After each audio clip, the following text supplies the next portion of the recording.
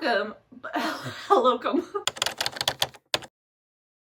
and welcome to Loops and Lore with Meg. You are watching my November wrap-up. So for today, I'm going to talk through the books that I have read in the past month, give you a little bit of a synopsis, what I thought about them, my rating, all that jazz, all in one, hopefully short-ish video that isn't too long for you to watch and get through. I'm hoping to make these super quick and snappy so you can get my just quick thoughts on these books and if you should read them or not, based on if I like them and the things that I tell you about them. So let's get into it. So for November, I read 4 books, which is not a lot, but it is a hell of a lot more than I have been reading in the past like 2 years. So that makes me very happy. I read 1,805 pages approximately, and I will let you know why I say approximately in a second. Of these 4 books, I gave 2 of them 5 stars, which is just fantastic. Super love that.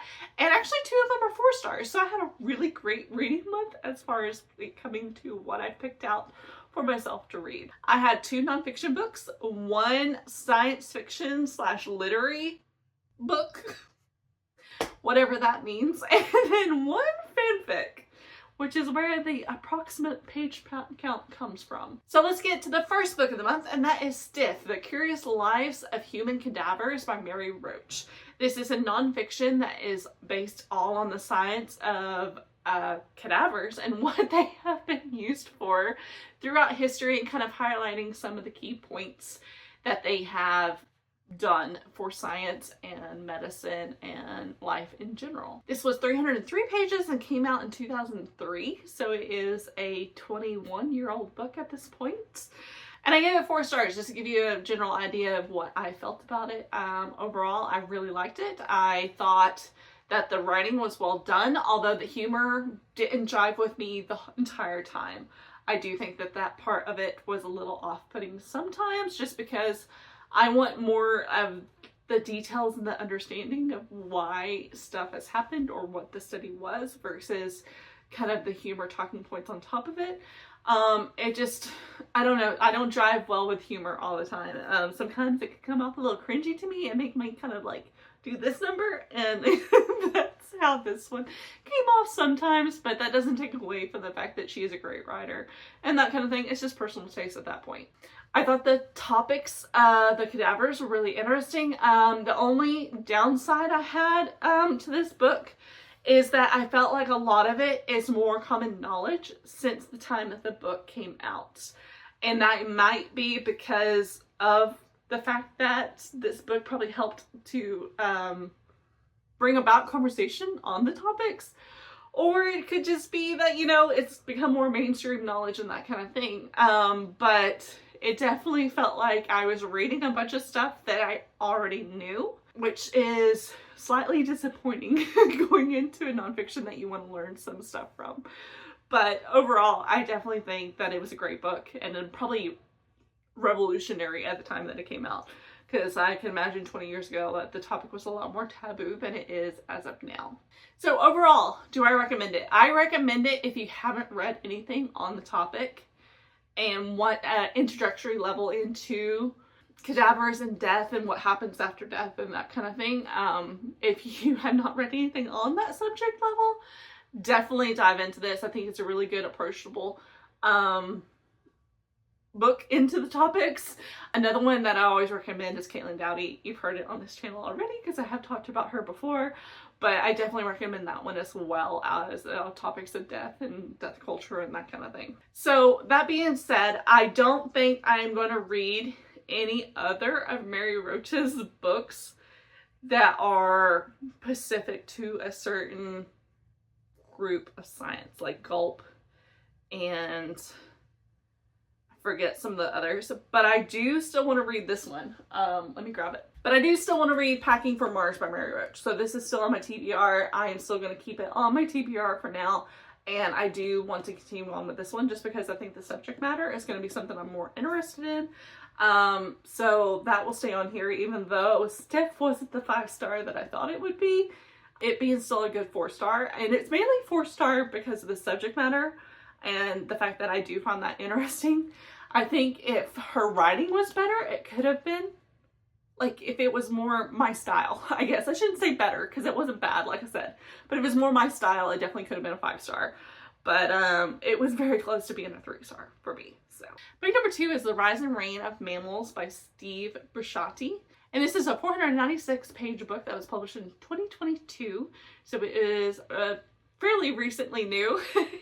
And it is all about the rise and the reign of mammals. And I gave this 5-star, just like I gave The Rise and Fall of Dinosaurs a 5-star. There is something about the author's writing that just connects to me. It has humor, but it's not in the way that Mary Roach did. I don't know. I connect with this humor more, I guess. But the way that he weaves through his experience and his path of studying paleontology and focusing on dinosaurs, and then switching his path to mammals and using that to tell the story of mammals was so interesting. I could not tell you all of the different mammal names. There is way too many, and they are way too complicated for me to be able to tell you about. But I feel like all the key points of this book really stuck and drove home. I really found some of the different levels fascinating, and how mammals were able to survive when the dinosaurs didn't, because of different evolutionary aspects that took place. And just all of that was so fascinating. And I loved that he kind of delved into how mammals have existed and become extinct, and what that kind of signifies for the future, and how we should kind of look to the past to understand what we are doing to the earth as of now, and that kind of thing. I thought it was great. And Steve Brusatte really does accessible science very well. It is written for anyone to be able to pick up and understand. You do not need to be a science nerd to understand what he is talking about, which I think is fantastic. It's very conversational almost in how it's written, and it has all this personal touch that it just keeps you hooked throughout the whole thing. I love his little like scenarios that he writes at the beginning of different chapters to kind of be like, this scene could have played out like this, although, you know, the scene is completely false, but it's all based on what paleontologists know about the past, and the studies that they have found, and the things that they think how these animals would have reacted and acted together, and how their environment was. And that just really paints a full picture for you, which is really, really exciting. So I definitely think this is a must read for anyone that is interested in any sort of natural history or evolutionary history, and just everything. I recommend this duology of books so much. I adore them, and I can't wait for more. I don't know what else, like what other topics he'll delve into, but I will read everything that this author writes, because I have loved both of these books so much. Next is my fanfic that I read, and it was A Portrait of Draco Malfoy by Every Thursday on AO3. I downloaded this because I saw a TikTok about it, and I was like, you know what? I love me some Hermione fanfic, and I was feeling really just blah and needed something fun to read. So I'm really glad I read this. It is 300,000 words, which I have approximated to about 670-ish pages. So that's how I used it to calculate into my page totals for the month. But according to Google, that could be anywhere from 670 to like 750 pages. So it was quite a hefty book to put into my TBR all of a sudden. I definitely probably could have read a couple of my other books instead and gotten more on my TBR done than I did. But I really needed just something just fun, and I say fun lightly because, I mean, it is like, you know, a fanfic that has some darker themes. There was some character deaths and that kind of thing, so it's not necessarily fun, but to me, delving into that world and being able to read from the perspective of fans and what they love about that world, it's just a lot of fun. I really liked the slow burn romance in this. I thought it was done really well. I do think some of the mystery elements could have been done better. The whole synopsis of this one, if you're interested, is that there is a new wave coming on after the death of Voldemort, and so the Order has to get back together to try to figure out what is going on and how to stop what is happening. And in the process, Hermione finds a portrait of Draco Malfoy within the Grimwald? I just completely lost my train of thought. The Grimwald. Is that the name of it? I feel like that's not the name of the manor. Anywho, Grimwald's place. That's right. Right? You think I'd remember it. But anyway, she finds a portrait of Draco Malfoy, and he seems to be like sentient, and so she has conversations with him, and they both find that they are both so lonely that they help each other out, and so forth on. Don't want to give away any plot twist, but it definitely felt like there could have been more detail and more depth into why Hermione was having the PTSD that she was having, because it felt like there was more to it than just what we got from the original 7 books, if that makes sense. So it felt like the world was a little darker than what we had experienced. And so having more of that into it would have helped with the characterization a little bit more and that kind of thing. And like I said, the mystery could have been a little bit more like detailed out to really make it a full plot, because there was a lot of it that I was like, I saw this coming a mile away and would have liked to have been a little bit more mysterious. But as far as what fanfics are normally focused on, the relationship was great. It wasn't too much smut, which is great because I don't like a lot. I like a little bit. And I like to be the characters and the relationship and the story to be more of the focus than the scenes between the characters. So it was good that wasn't too much.